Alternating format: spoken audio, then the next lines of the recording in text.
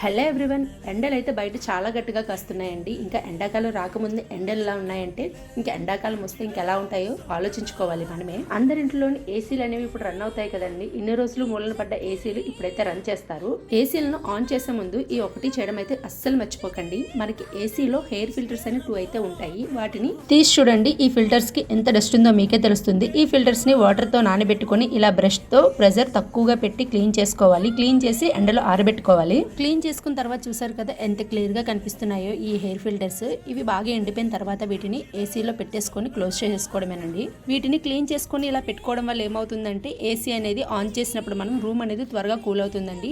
Air అనేది త్వరగా వస్తుందన్నమాట.